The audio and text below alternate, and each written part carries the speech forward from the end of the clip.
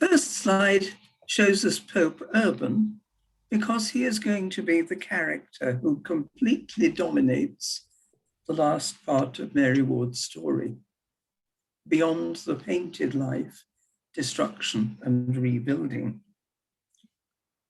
The years 1629 to 1630 are an obscure part of Mary Ward's life. We know that she arrived in Rome on the 10th of February, 1629, after what must have been a painful journey over the Alps from Munich, despite kind help from the electress who sent her a sedan chair for the first part of it, and from Archduke Leopold V of Tyrol, who provided a carriage as far as Trent. But it is still a long way from Trent to Rome, where she spent the first 3 weeks in bed. Even so, she dictated a report on the development of the Institute for the Pope and Cardinals, which according to the brief relation was admired and praised, but which seems to have had no practical effect. We know from a letter written to Mary Ward by Palotto on the 9th of June, thanking her for her letter, which has not survived, that she did have an audience with the Pope. Palotto says it was at Castel Gandolfo, where Urban VIII was between the 9th and the 22nd of May. So he must have received her between those dates. Palotto also says he's glad to know that she left His Holiness in good dispositions, but there's no specific information in his letter. The only other information comes from the brief relation, which says that the Pope has put the matter in the hands of Cardinal Mellini and the General of an Order, which suggests Vitelleschi. It goes on to mention a commission of 4 cardinals, Borgia, the Pope's brother Antonio Barberini, Sacchia and Scalia, and says that she was allowed to speak to them for 45 minutes to explain what she wanted to do. Father Grisar, S.J., one of the first scholars to work on Mary Ward's cause, considered it very unlikely, because a woman would not be asked officially for her opinions, especially before a group of cardinals, and suppression had already been agreed on by Pope and congregation on the 7th of July, 1628. So it was only a matter of time. The audience and the meeting with the 4 cardinals, significantly all members of the Congregation of the Holy Office, the Inquisition, were pure formality. She might conceivably have been brought before them to answer questions. The picture of Mary Ward and the 4 suspicious, bored-looking men, painted by a 19th century German artist, says it all. There's no more information about that here. At some point, she went to see Costanza Barberini, who advised that there was no more to be gained in Rome. Mary Ward wrote to Mary Poyntz, superior in Munich, to say she was returning, but we have no copy of that letter, so no date. The next evidence is a letter from Mary Ward to the 3 northern houses, Liège, Cologne, and Trier, written on 6th of April, 1630. But where was she when she wrote it? Mother Immolata, in her book, is sure she was in Rome. Henrietta Peters, the Sherlock Holmes of Mary Ward studies, says she wasn't. She argues that the Italian Vita says that soon after she reached Munich, she went to Vienna to see the nuncio. Palotto was recalled from Vienna on the 18th of May. Timing would have been very tight for a journey from Rome after the 6th of April, if she was also to travel to Vienna in the first half of May. Some detail in the letter, as we shall see later, also suggests that she had recent information, more likely to have come to her in Munich. But wherever she was, the suppressions were underway. The map, just to remind you how far over Europe Mary Ward's first institute had actually spread. Notice that we have the 4 earliest houses, and then we move into the 3 in Italy, and then the 3 in mid-Europe. It's a remarkable achievement, considering that the more than 20 English contemplative houses on the continent were all located roughly in this northern part of France and Flanders. But Mary Ward's 10 houses were not to last long.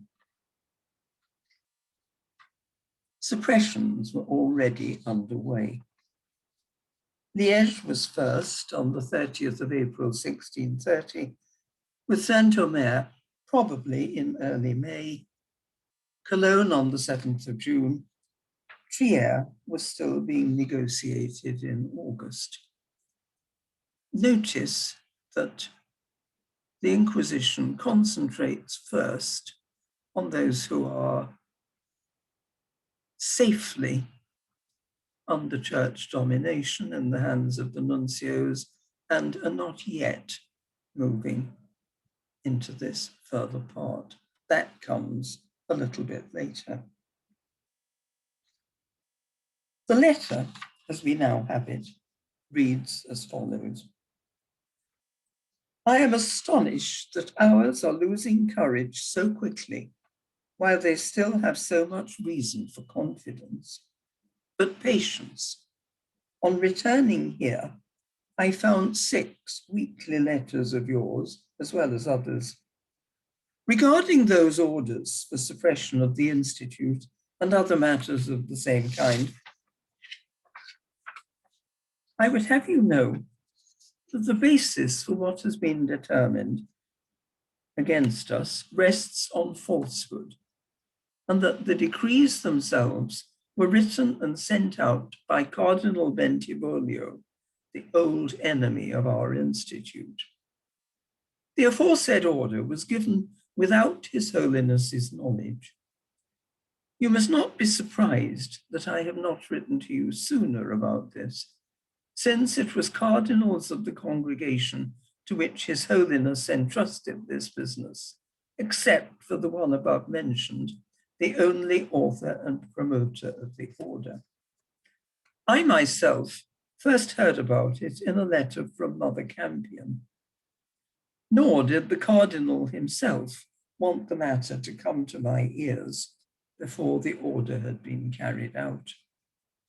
Whatever is imposed on anyone, on us by anyone, on the basis of this order, is to be rejected by ours everywhere. They are to excuse themselves with all due modesty and reverence, replying that they had heard from me that the author of this decree was against our institute, that he had written it on his own initiative, without a mandate from His Holiness, and without the knowledge of the other cardinals to whom jointly the consideration of the business was entrusted. And, as I have already written in previous letters, if it seems good to bishops or nuncios to proceed to a sentence of excommunication, which I would not believe, let it happen. A remedy will be found.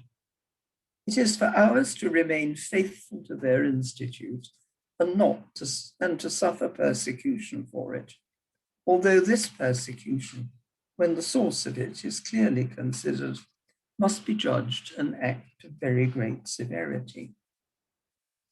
As for the instruction which appears to absolve ours from obedience to superiors, I certainly do not know the originator of it, but experience will truly show that only the loss of divine grace can separate us from that undeserved happiness.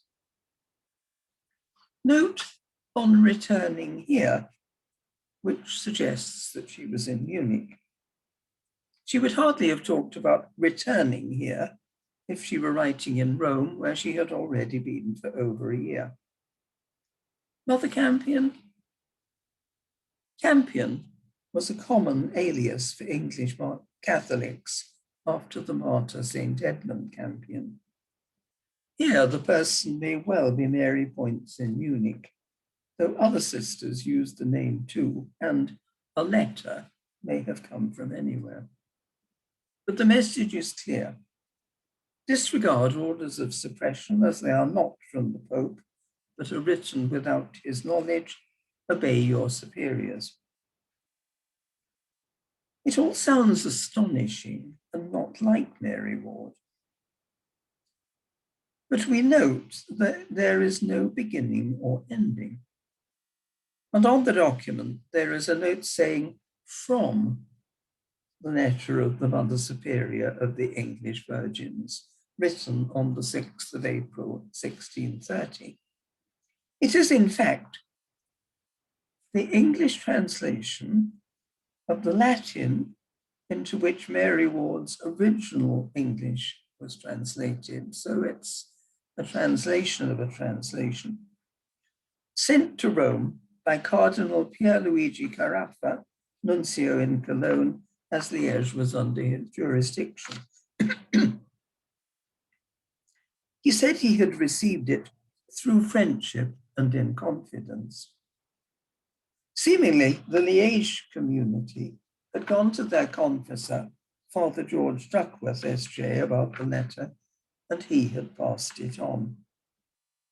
What we do not know, and this is important, is how faithful the document we have is to the original.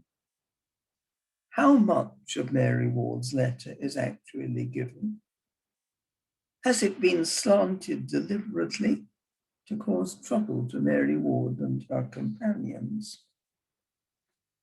We notice, incidentally, as I have already written in previous letters, if it seems good to bishops or nuncios to proceed to a sentence of excommunication, let it happen. There are no such letters on record that I know of.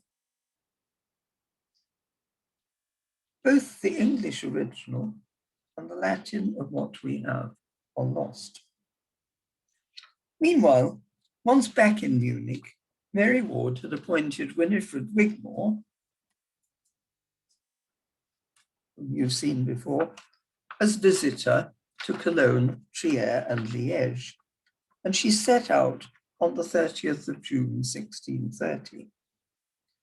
Her brief was to see that the sisters obeyed the letter and its instructions. This was to cause great problems.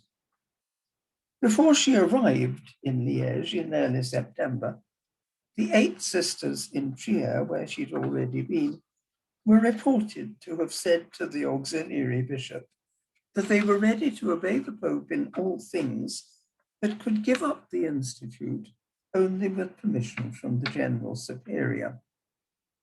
When she arrived in Liège, she began in defiant mood, ordering the resumption of practices like ringing the chapel bell, which had been forbidden as a sign that they were not to see themselves as religious. When it came to the examination of the 6 sisters in the community, and Winifred herself by Carafa, it was plain that the vows were the crux of the matter. Carafa argued that their institute was suppressed, so they were no longer bound. The sisters stated simply that they had made their vows to God, they still meant them, and they needed permission from the General Superior to give them up. Winifred was also rude to Carafa. telling him that he had had to buy his nobility. Mary Ward's was hers by birth. It was a long, complicated battle, made more so by the slowness of communication on both sides. Mary spent the latter part of 1630 and the first weeks of 1631 in Munich and in poor health. She knew that some action would be taken against her. It was only a matter of time. The brief relation tells us, on St. Sebastian, his day, in the morning, 28th of January, she said to us, "I hinder my friends their design. I will go abroad, that they may see that I am not afraid, nor unwilling they do their pleasure," and did so, and it had the effect. On Friday afternoon, the 7th of February, Jakob Goller, Dean of Our Lady's Church in Munich, came with 2 canons of that church to arrest her. We may say that it was from this moment that Mary Ward showed most powerfully the strength of her character and the depth of her holiness. There are 2 accounts of what took place, both written by her secretary, Elizabeth Cotton. The first, written on 9th February, is to all members of the Institute and tells how Goller came to tell her that he had received an order from a Cardinal Antonio Barberini to put her in prison and to confiscate all her documents and letters. She made no resistance, but handed over the documents. Then she spoke for 2 hours, giving an account of all she had done, how she had never been forbidden to follow her institute, but had always sought to know His Holiness's decision, how he had praised the company, had said if it had been enclosed, it would have been gold in the church, but without enclosure, he did not wish to confirm it, that the said cardinal was one of the principal and close to His Holiness, so she had no reason to believe that such an order came from His Holiness himself. She also said that she would be called to Rome and had not yet received a reply to her appeal. The dean said he had received the order 15 days earlier, but had not had the heart to execute it, and that he had arranged for her to go to a Poor Clare monastery called Anger, that His Holiness had ordered the elector to lend the secular arm of justice in case she offered resistance. This she did not do. She was not allowed to take leave of the community, only to have a moment for prayer.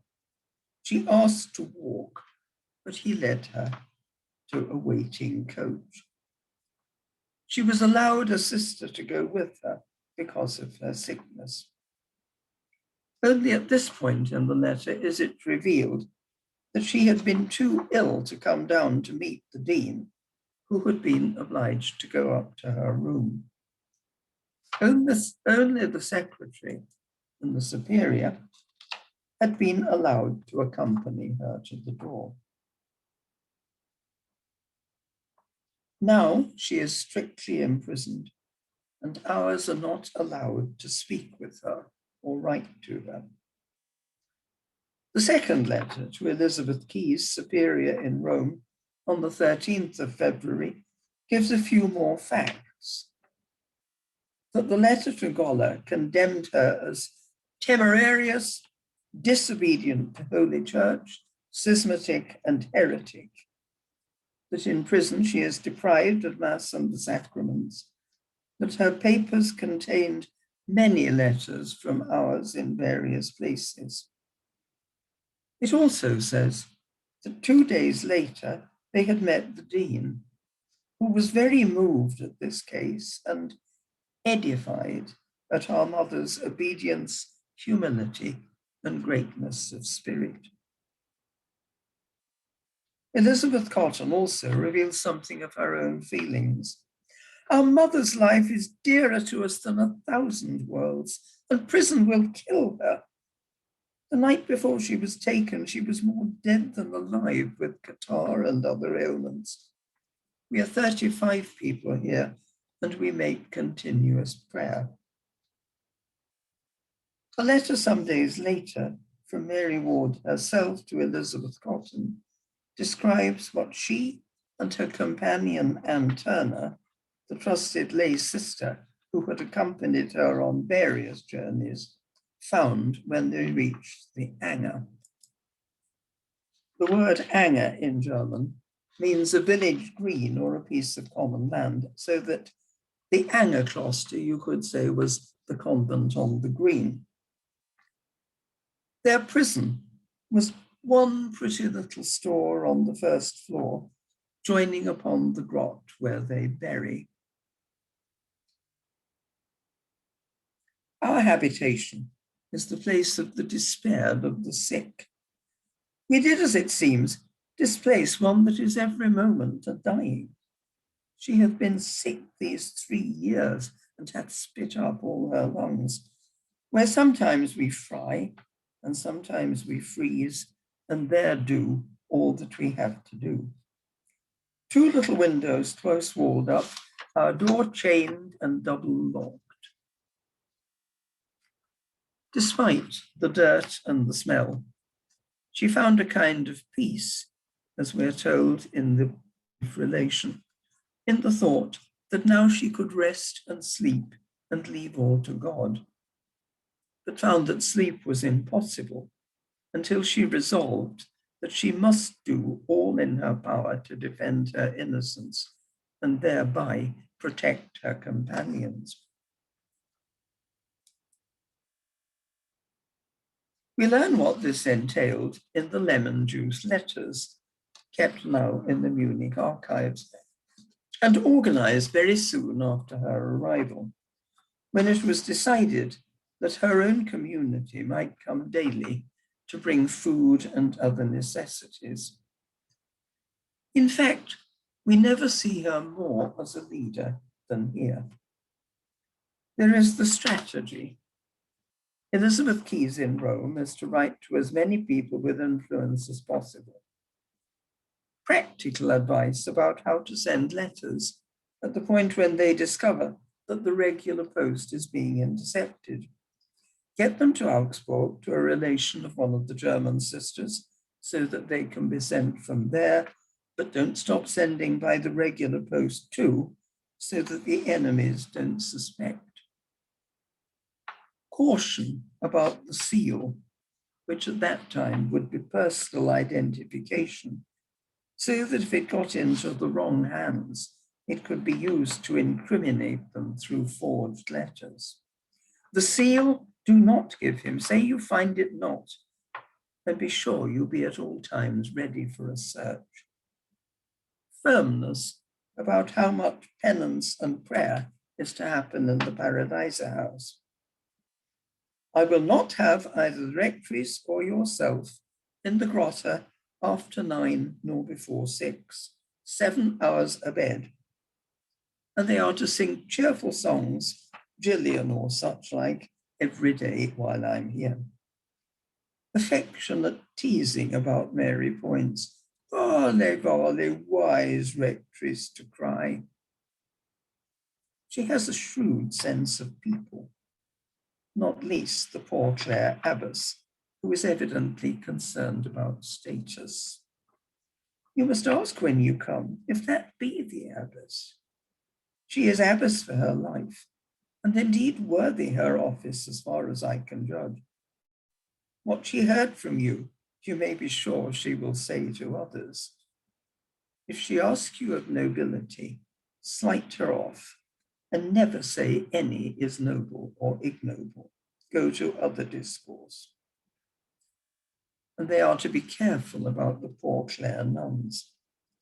Be as careful of your gestures as words, for they see you even when you seem to be gone.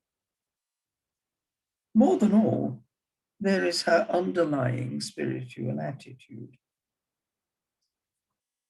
For my being sent up to Rome, if it so happen, will be perchance for the best for us. But for the adverse part, I see not what it can profit them. For if they intend to have my life, they can kill me here with less noise.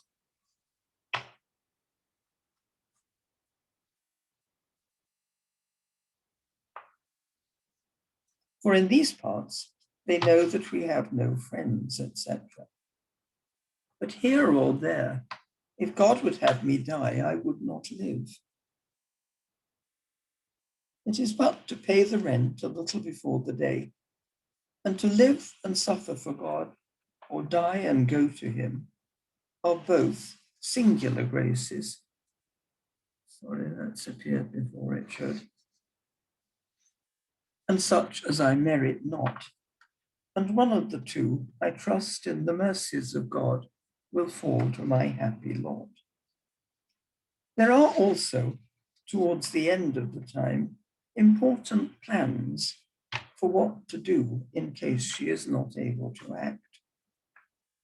Elizabeth Cotton, James in code, and Mary Point's Bitter are to pass on her letter to Margaret Jennison in Vienna, who should send to Barbara Babthorpe in Pressburg. If Mary herself can no longer lead, Barbara is to take fast care of all of ours out of Italy. If you too be restrained, to take care of seeking your freedom and of all ours in Italy and all.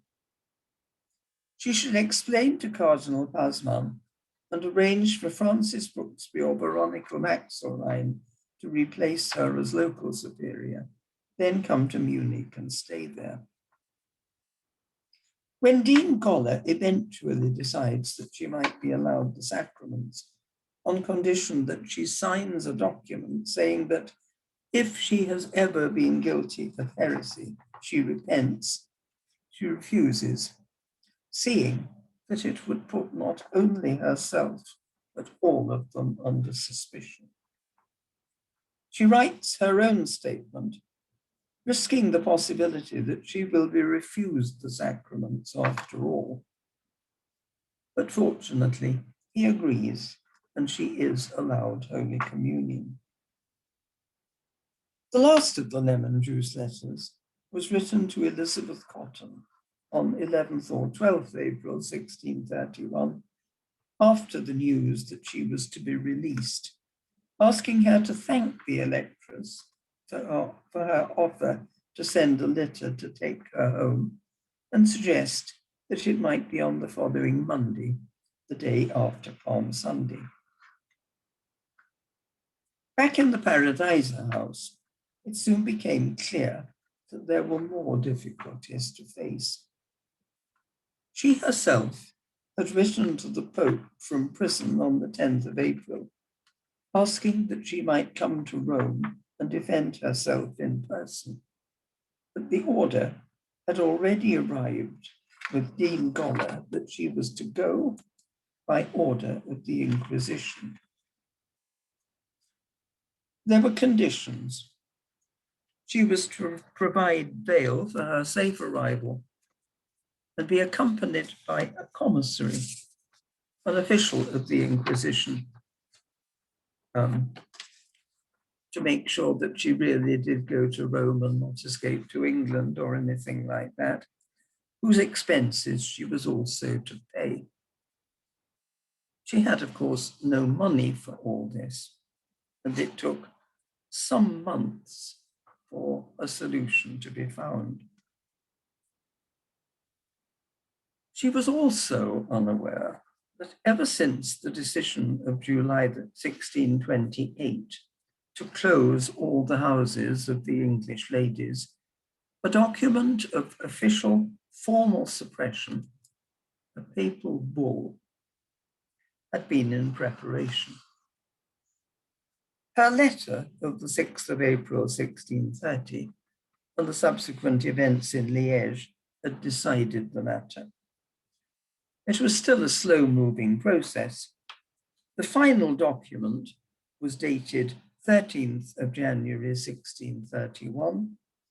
It was published in Rome on the 31st of May, sent out to the nuncios, reached Naples only by the end of June, and Cologne, Vienna, Brussels, and Paris by various dates in July. The nuncio in Paris was puzzled. He said he was not aware of any Jesuitesses in his region, but he would investigate. The fact that it was sent to him shows the extent of Roman anxiety about these tenacious women, and also their ignorance. There were investigations in Northern Europe which resulted in a number of local groups of women, often formed by Jesuits to help with pastoral needs, being banned as Jesuitesses. The bull itself is a long document. It speaks of women who, on the pretext of leading the customary religious life, free from the laws of enclosure, wander about at will, and under the guise of promoting the salvation of souls, have been accustomed to attempt and to employ themselves at many other works which are most unsuited to their weak sex and character, to female modesty, and particularly to maidenly reserve. These poisonous growths in the Church of God must be torn up by the roots, lest they spread themselves further. We totally and completely suppress and extinguish them, subject them to perpetual abolition, and remove them entirely from the Church of God.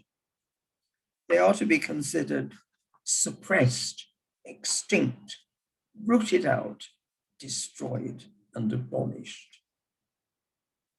The entire text in English can be found as an appendix in Mother Immolata Vetta's book. It is chilling reading even now. We have no information about exactly when and how Mary Ward and her companions first heard about it. Eventually, she was able to set out for Rome in October 1631. So leaves prison in April, doesn't get away till October. After much negotiation, through which Dean Goller succeeded in persuading the authorities to waive the requirement for a commissary, and Dr. Alfonso Ferri in Rome, who had been helped earlier by Mary Ward's prayers, offered the bail money. Even then, the journey was not straightforward, and she was obliged to spend several months in Bologna because of plague in the Papal States, with a death penalty for anyone who attempted to travel through. And it was not until March 1632 that she arrived, almost a year after her release from the Anger convent. Winifred Wigmore, who had also been imprisoned with the Grey Sisters in Liège, note the difference between the Anger cloister and this rather normal-looking house, was not released until the 28th of May, thanks to postal delays and other accidents. Finally, she also arrived in Rome and was allowed to live with Mary Ward and the remnants of the Roman community. With the newcomers, they were 8 altogether. Soon after her arrival, Mary was received by the Pope. Little is recorded of what was said, but he seems to have been edified by her obedience. In May, there was a meeting of cardinals, as a result of which the nuncios in Cologne and Flanders were informed that Mary Ward and her companions had obeyed the Pope's orders and been found innocent of offence against the faith. They were to tell the princes and ask them for support for the women who were living in poverty. The whole story, even of what is known about what happened in the various houses, is too long to tell, and much is uncertain. In general, it seems that most of the continental members returned to their families, and we know of some English members who joined one or other of the English enclosed communities in France and Flanders. But there were possibly around about 50 who remained. In early January 1633, Mary sent a petition to the cardinals asking that those remaining might be allowed to stay together as lay women in the places where they were, and that the foreign princes might be told that their help for these women would be pleasing to His Holiness and to the cardinals themselves. Asked for further information, she specified 10 or 12 in Vienna with Mrs. Margaret Jennison, 9 or 10 in Munich with Mrs. Mary Poyntz, 5 or 6 in Pressburg with Mrs. Frances Brooksby, 8 or 10 in Cologne with Mrs. Margaret Campiana, 7 or 8 in Liège with Mrs. Mary Wyville, and 6 or 7 in Saint-Omer with the Lady Elizabeth de la Guardia, Mary's younger sister. There were no specific results from the inquest, but it is known that the Roman community was given a daily allowance of bread and wine from the Pope's kitchen while Mary Ward was with them. There was very little that Mary Ward could do in Rome during the 5 years or so that she was there. She was, in fact, under house arrest, subject to permission from the Inquisition. One very important step she did take. Aware of the pressing need for a secure place in Rome for the sisters who arrived there from other places, by December 1635, we learned that there were 23 in the community. She contrived to find money to buy a house opposite the Lady Chapel of Santa Maria Maggiore. You can't see on this slide, but if you imagine walking round the side of the church, that's the side where the Lady Chapel is, and opposite, behind this house sticking out into the street, it's somewhere in that district. So if you know Rome, you can imagine where you would find it. There are numerous coded letters to Mary Poyntz in Munich, Ned, with instructions from Felice or Marjorie, both aliases for Mary herself, and references to other people by code names also about the progress of the business. And Ned, Mary Poyntz, arrived in Rome in late 1633 when the move into the house took place. But Mary was ill. In February 1634, Dr. Ferry and a colleague prepared a medical certificate referring to inflammation of the liver and kidneys, causing severe pain and many stones, fever, coughing and spitting of blood, suggesting tuberculosis, indigestion, all these symptoms leading to loss of weight. She asked permission to travel to England, but was refused. Finally, she was allowed to travel to San Casciano dei Bagni in Umbria, and went in May with 2 companions, not returning to Rome until November. What we can now follow in detail through documents gathered from the Inquisition archives is that she was watched wherever she went by the local officials of the Inquisition. More important, the waters in San Casciano de Bagni produced no permanent relief, and by 1636 her health was worse. A visit to Nettuno, a seaside place not far from Rome, again brought only temporary relief.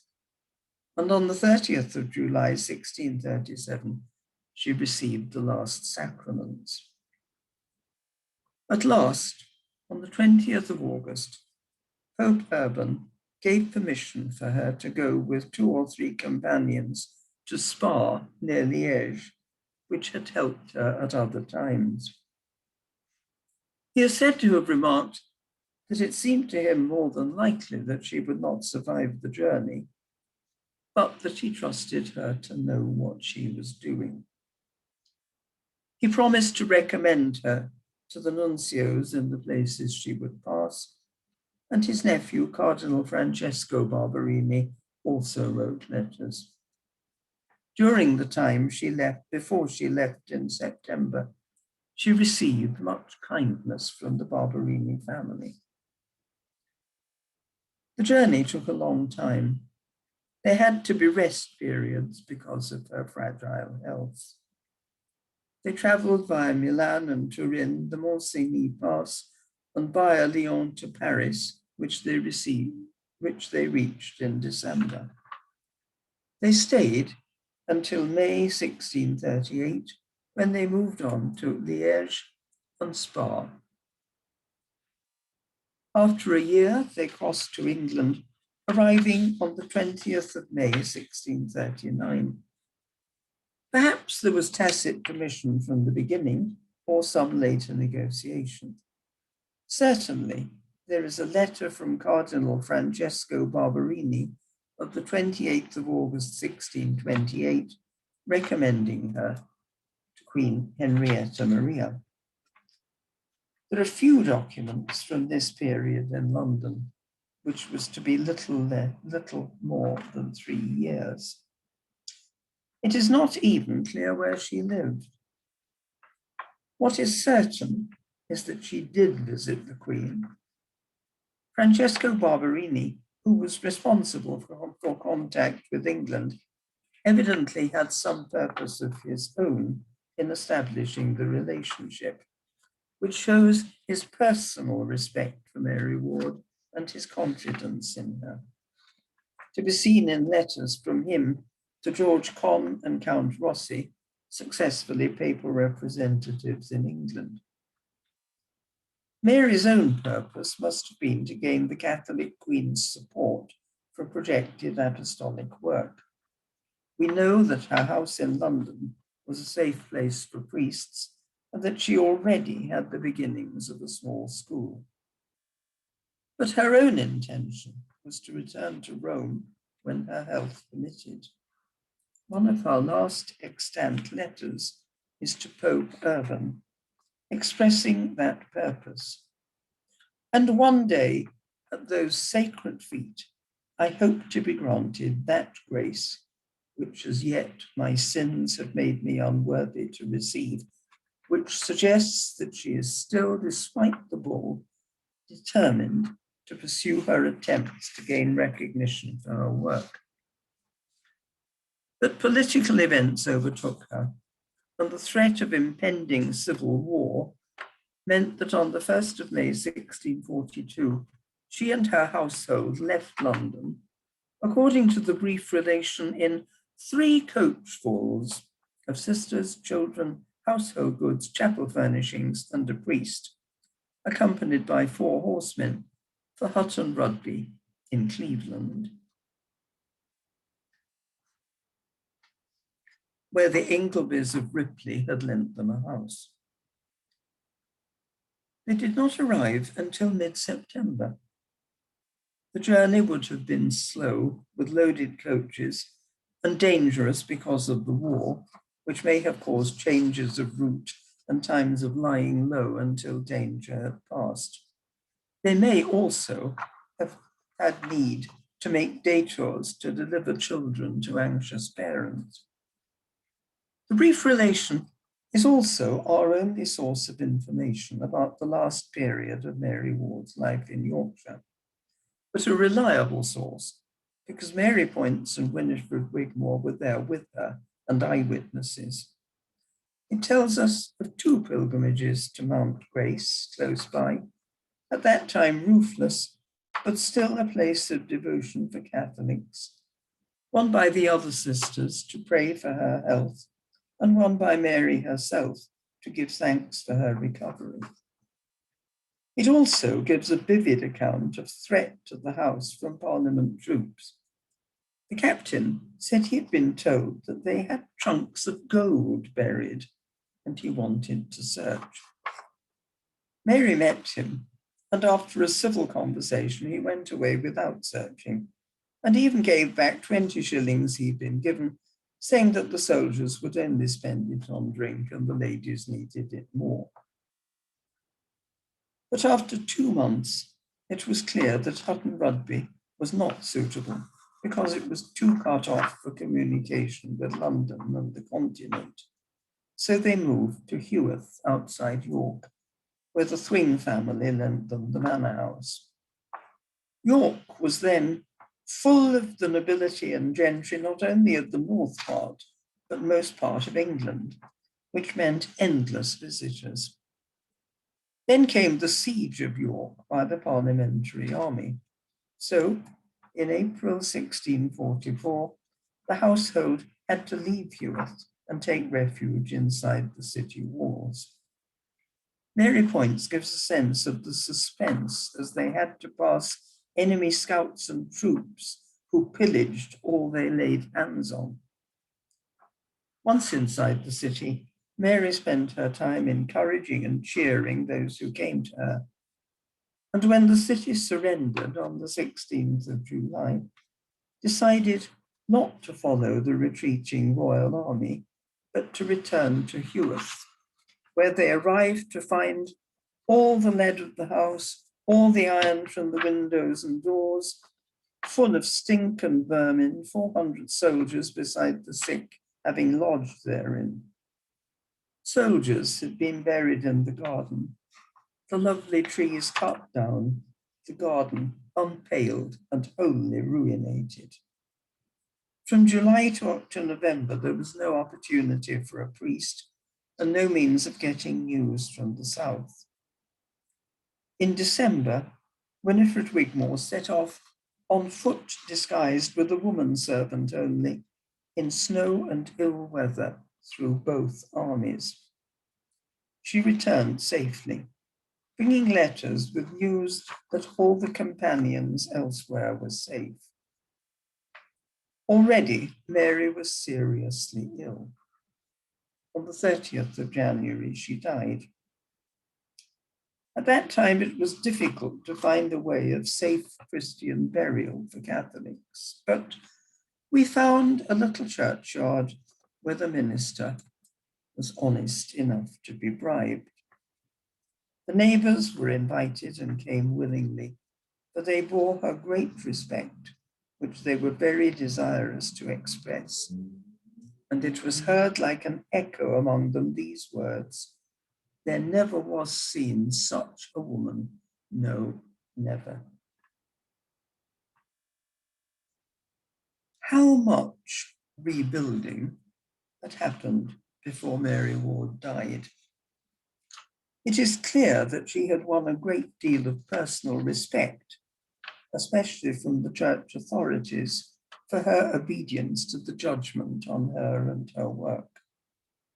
She still had a small number of loyal and committed companions who remained true to her and the vision. She had a base in Rome, future dealings with authority. In Munich, which had suffered severely from the Swedish invasion in 1632, part of the 30 Years' War, Winifred Bedingfield had obtained the elector's consent for the sisters to reopen their school as lay women to help the city. And Munich became a vital basis for further development, still in existence today, though not the Paradise House as such. The annals for 1645 show that in the year of Mary Ward's death, there were 2 new novices in Munich, one German, one English. In York, there was the small group of companions who had been with her. And in 1650, they were able to make a new start in Paris with a school for English Catholic girls, a number of whom wanted to stay and join them. And a sign of faith in the future, Mary Ward had appointed Barbara Babthorpe as chief superior in her place. Small beginnings, which in God's time produced great fruits.